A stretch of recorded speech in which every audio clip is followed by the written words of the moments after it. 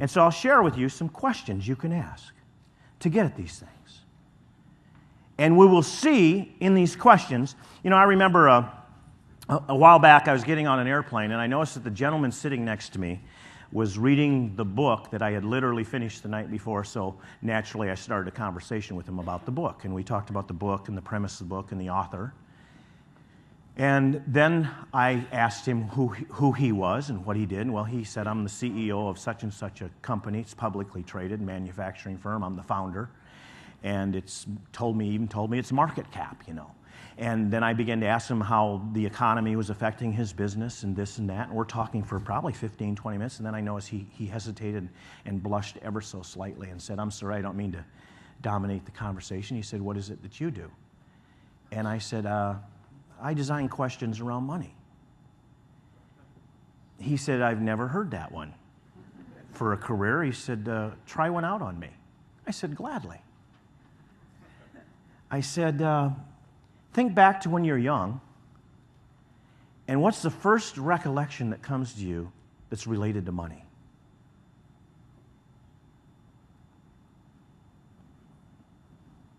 Immediately, his eyes sort of glazed over, and he started speaking in this sort of weird monotone. And he said, I'm sitting on a couch in Cleveland. The couch is on the street corner. We've been evicted for the 3rd time. My dad washes windows 14 hours a day, and he can't support his 11 children.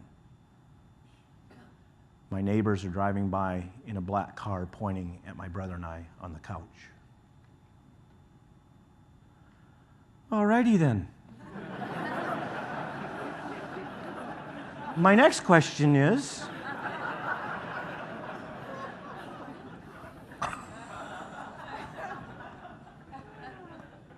okay, for those of you that are a little wary of having people tell you personal information, how many of you have already found out that people sometimes tell you more than you really bargained for?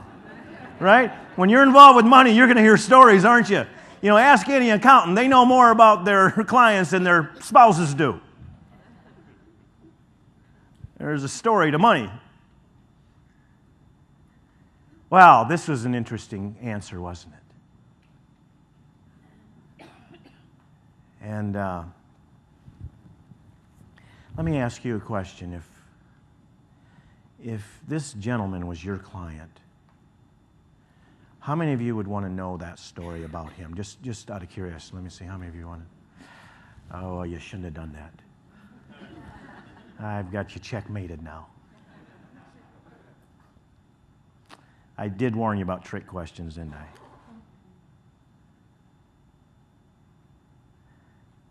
See, for obvious reasons, you'd want to know that story because it tells a lot about him, doesn't it? And he's going to be one of those clients who will never have enough money, will he? And he'll never feel safe enough. And he'll always be afraid of his children suffering shame for lack of money, right? So risk management's going to be a big issue with this guy, isn't it? We all see how you intuitively figured that out, but you see where I got you checkmated here? Because now I have to ask you a follow-up question, and that is, you told me you'd need to know that story, but how are you going to hear that story if you don't ask the question I just asked? That isn't a story that comes out when you say, how was the drive today? How about them Texans? You see, that's a story that comes as a result of deliberately designing a question to evoke a story that matters. And that's what I'm talking about.